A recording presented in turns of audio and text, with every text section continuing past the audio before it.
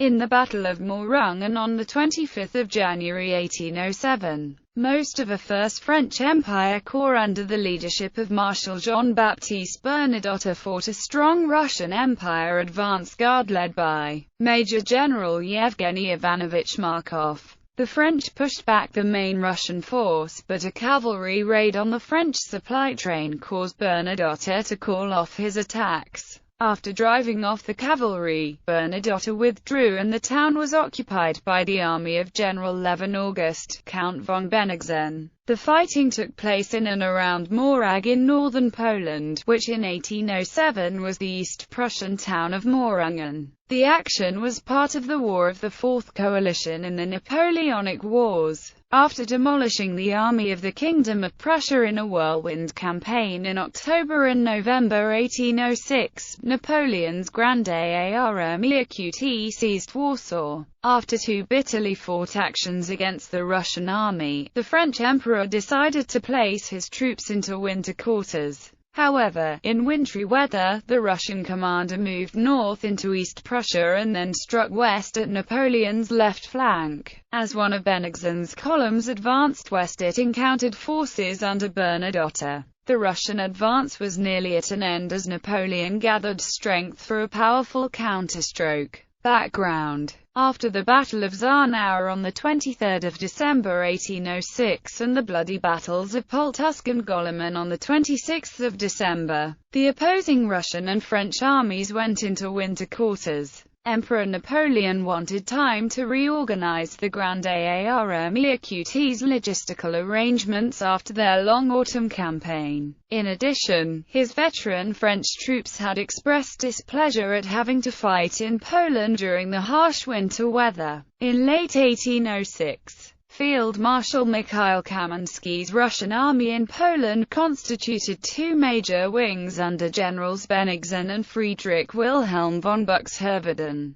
Bennigsen commanded Lieutenant General Alexander Ivanovich Osterman Tolstoy's 2nd Division, Lieutenant General Fabian Gottlieb von Osten-Sarken's 3rd Division, Lieutenant General Dmitry Golitsyn's 4th Division, and Lieutenant General Alexander Karlovich Sedmoratsky's 6th Division. The initial strength of Bennigsen's force, before the December battles, was 49,000 infantry, 11,000 regular cavalry, 4,000 Cossacks, 2,700 artillerymen, 900 pioneers, and 276 guns. Of these, from 55,000 to 60,000 were able to take the field. Buxtehude led Lieutenant General Nikolai Tuchkov's 5th Division, Lieutenant General Dmitry Doktorov's 7th Division, Lieutenant General Peter Kirillovich Essen's 8th Division, and Lieutenant General Heinrich Reinhold von Anrep's 14th Division. Buxteude's 4 divisions fought at the Battle of Austerlitz on 2 December 1805 and had not made up all the losses suffered at that engagement.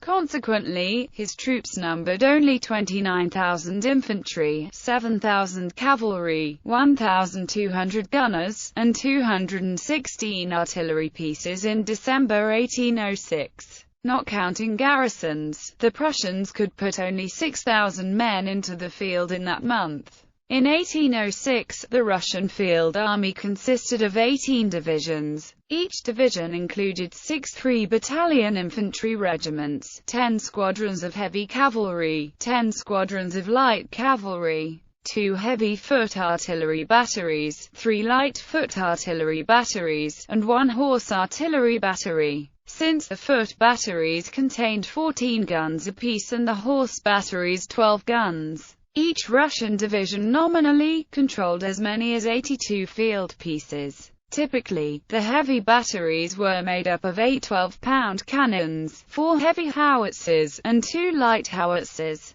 The light batteries had the same establishment except that they substituted 6 for 12-pound cannons. Horse batteries were entirely formed from 6-pound cannons. Old and worn out in body and mind, the 75-year-old Marshal Kalinowski exhibited clear signs that he was no longer fit to command. Around the time Pultusk was fought, Kalinowski left the front. The next day, he appeared in the streets of Grodno without his shirt on and called for a surgeon. Pointing out his many wounds, he demanded that the doctor give him a written statement that he was no longer able to serve. During December, his two lieutenants, of whom Buxhowden was senior, began to intrigue against one another for the army command. After Pultusk and Goleman, the 8th and 14th Divisions remained with Bennigsen, who was not anxious to return them to their rightful wing commander. On 1 January 1807, Bennigsen's wing lay at Nowogrod on the south bank of the ice-flow-choked Narew River, while Buxhowden's wing was 9 miles to the northeast on the north bank. Around this time, Kalinowski appeared at the front, but his orders were ignored and he permanently withdrew from the campaign. His unstable and violent temperament eventually led to his murder at the hands of a peasant. Napoleon deployed his corps in a wide arc on the east side of the Vistula River covering Warsaw. He posted Bernadotte's First Corps on the left flank with headquarters at Ostrowod.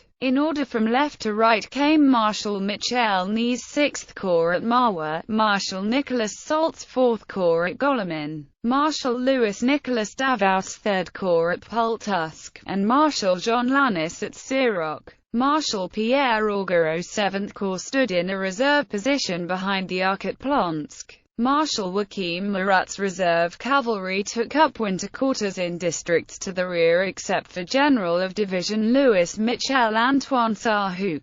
4th Dragoon Division, which reported to Bernadotte, and General of Division Antoine Lassalle's Light Cavalry Division, which patrolled Salt's front. Russian offensive. In a council of war on 2 January 1807, Buxhowden and Bennigsen determined to take the offensive against the French.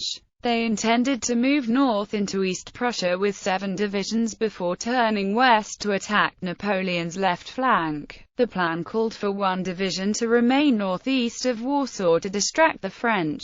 This division would soon be joined by 2 more that were due to arrive from Moldavia under the command of Lieutenant General Ivan Essen. Lieutenant Generals Dmitry Mikhailovich Volkonsky and Petr Ivanovich Melazakomelski led the 2 units. The Russian leaders hoped to damage Napoleon's left wing and force the French army to fall back to the west bank of the Vistula. The positions gained would be used to launch a spring campaign that might drive the French back to the Oder River. Still jealous of his rival Buxhowden, Bennigsen withdrew east to Tykossin with his 6 divisions rather than join his troops to the right wing of the army. He marched north for Goniads, where he found, to his delight, that Tsar Alexander had appointed him army commander and recalled Buxhowden. From there, he moved west to Bialopolska, arriving there on 14 January. Bennigsen left the 6th Division at Goniads, screened from Salt's cavalry screen by the Johannesburg forest. Bennigsen's northward move into Mashuria remained hidden from the French. The Prussian field force under General-Lieutenant Anton Wilhelm von Lorestoke withdrew northward to Rasenburg. Meanwhile, Ney, finding his sector devoid of food and forage, disobeyed Napoleon's orders and advanced far northward in the direction of Königsberg. On the 11th, his advance guard repulsed a Prussian attack on Schipperbail. 3 days later, Ney estimated that Lorestoke had 9,000 troops, while General of Infantry Ernst von Ruschel garrisoned Königsberg with another 4,000. Livid at Ney for his insubordination, Napoleon nevertheless began to take measures in case the Russians reacted to the 6th Corps leader's advance. He alerted Augereau to concentrate the 7th Corps in readiness to march. The Emperor also ordered Marshal François-Joseph Lefebvre and the 10th Corps to protect Thorn and the lower Vistula. On 19 January, the Russians finally appeared out of the forests, driving Ney's troops from Schipperbail. After detaching 3,000 men to link with the 6th Division, Bennigsen commanded about 63,000 troops, while Lorestoke had 13,000 in the area. On the 21st, Bennigsen's advance elements were in Heilsberg with Luristock on his right flank. The three Russian advance guards were led by Major Generals Markov, Michael Andreas Barclay de Tolly, and Carl Gustav von Bagovat, though his cavalry under General of Brigade Auguste François-Marie de Colbert-Chabanais was roughly handled. Ney managed to escape southward to Neidenberg. Having brushed aside Ney, the Russians bore down on Bernadotte's corps. On the 24th of January, Markov mauled a French unit at Liebstadt, capturing 300 Frenchmen. Bernadotte quickly assembled General of Division Pierre Dupont's division and General of Brigade Jacques Léonard Laplanche's dragoons at Preussisch Holland on his left flank in the northwest. On his own initiative, Bernadotte's Chief of Staff, General of Brigade Nicolas Joseph Maison, alerted the 1st Corps centre and right flank. Maison directed General of Division Olivier Rivard to concentrate his division at Osterode on the right, while General of Division Jean-Baptiste Drouet gathered his troops at Saalfeld in the centre. Maison held General of Brigade Michel-Marie Pactard's 8th Light Infantry Regiment at Mohrungen, while calling Saarhoek's other Dragoon Brigade from the right flank toward the centre. Battle. At noon on the 25th of January, Markov approached Mohrungen with the right-wing advance guard. From prisoners taken at Liebstadt, the Russian general knew that Bernadotte was concentrating at Mohrungen. In fact, the French marshal held the town with 9 infantry battalions and 11 cavalry squadrons. This force comprised units of all 3 1st Corps divisions, including the 8th Light Infantry of Rivard's division plus elements of both Drouet's and Dupont's divisions. When Markov appeared, Bernadotte immediately advanced northward to engage his enemy. He ordered Dupont to march from Preussisch Holland to hit the Russian west flank with the bulk of his division. Markov's advance guard included the Ekaterinoslav Grenadier Regiment, the PSKOV Musketeer Regiment, the 5th, 7th, and 25th Jaeger Regiments, 6 squadrons of the Elizabeth Great Hussar Regiment, 4 foot artillery batteries, and 1 horse artillery battery. The Russian forces numbered anywhere from 9,000 to 16,000 men. Until Dupont arrived, Bernadotte had about 9,000 troops available. Bernadotte deployed Dupont's 7 Battalion 1st Division, which comprised the 9th Light, 32nd Line, and 96th Line Infantry regiments. The 8th Light Infantry Regiment from Rivard's 2nd Division was present, as was Drouet's 7 Battalion 3rd Division, consisting of the 27th Light, 94th Line, and 95th Line Infantry Regiments. General of Division Jean-Baptiste Ebeliacute led 4 foot and 2 horse artillery batteries, a total of 36 guns. General of Brigade Jacques-Louis François de Leicester de Tilly led the corps cavalry, the 2nd and 4th Hussar and 5th Chasseurs à Cheval regiments. Saarhoek's attached division included General of Brigade Pierre Margaron's 17th and 27th Dragoon regiments and Laplanche's 18th and 19th Dragoon regiments. Markov sent 1 infantry regiment forward to the hamlet of Farrisfeld-Schen, with the Elizabeth Great Hussars out front. He placed his main line on some high ground south of Georgenthal, with 2 infantry regiments in the front line and 1 regiment in a second line. 3 battalions of Jaegers held Georgenthal while 2 more battalions guarded the west flank. Bernadotte's cavalry attacked the Russian Hussars about 1 p.m. The Hussars drove back their opponents and pursued them, but came upon the French artillery and were driven off. The French horsemen chased the Russians until they were also stopped by enemy artillery fire, posting 4 field pieces on a hill to provide fire support. Bernadotte sent 1 battalion of the 9th Light Infantry Regiment in a frontal assault on Farrisfeld-Schen, while the 1st Battalion of the 27th Light Infantry Regiment attacked a forested area to the east. The 9th was repulsed, so Bernadotte threw in the 2nd Battalion of the 27th and the 8th Light Infantry Regiment. The 94th Line Infantry Regiment and the Dragoons waited in support. The 1st Battalion of the 27th briefly lost its eagle before recapturing it. The attack succeeded in clearing the Russian regiment out of Faras-Feldschen. Markov was forced to deploy 6 battalions to cover his right flank against Dupont's threatening advance. Meanwhile, Bernadotte attacked in front as it began to get dark. Despite tough fighting, Dupont's flank attack began to make headway and Markov ordered a withdrawal. Around this time, General Anrep arrived and announced that cavalry reinforcements were coming. He was soon hit and carried off, fatally wounded.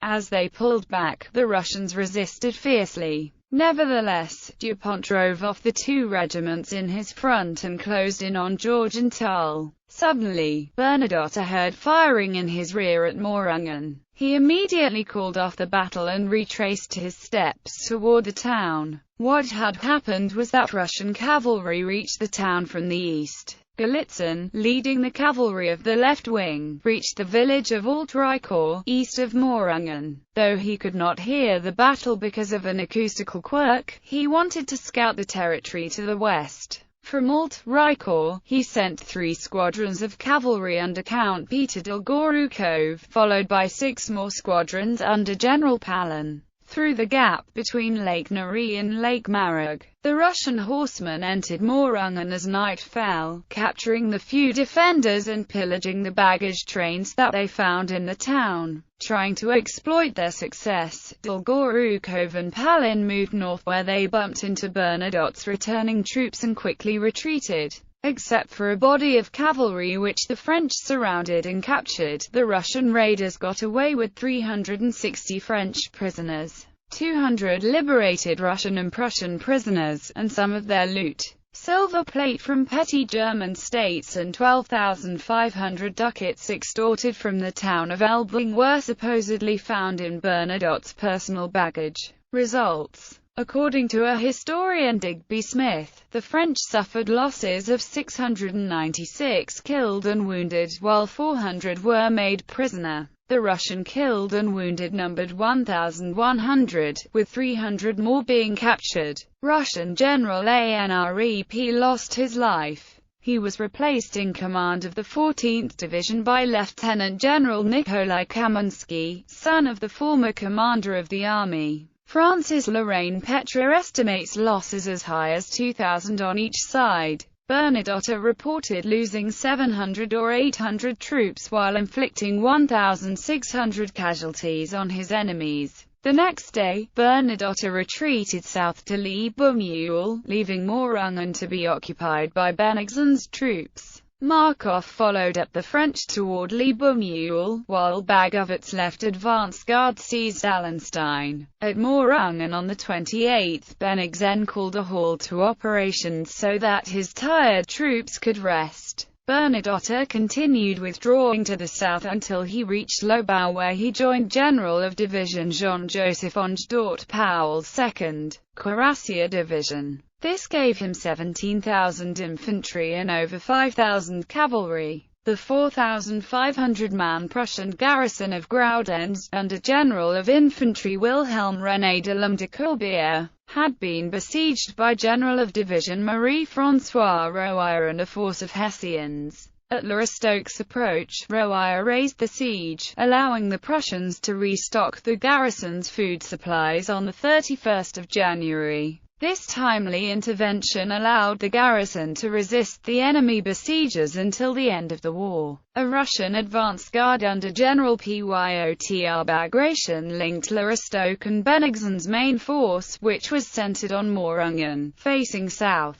Pleased with his success so far, and expecting Napoleon to retreat to the west bank of the Vistula, Bennigsen was in for a surprise. Far from retreating, the French Emperor launched a dangerous counterattack on the 1st of February. Napoleon saw that Bennigsen had advanced so far west that there was an opportunity to hit the Russian army in the left flank and rear. He ordered Bernadotte to continue retreating to tempt Bennigsen to move westward into the trap. Lannes with the 5th Corps and General of Division Nicholas Leonard Becker's Dragoon Division would keep an eye on Ivan Essen's detached force to the northeast of Warsaw. Napoleon ordered the Corps of Davout, Solt, Augereau, Murat, and the Imperial Guard northward to Allenstein, while Ney covered the gap between the main body and Bernadotte. On the 1st of February, the Russian commander enjoyed a great stroke of good luck. The orders to Bernadotte were given to an officer fresh from the military academy. This hapless individual, ignorant of the area, rode straight into a band of Cossacks and was unable to destroy his dispatch.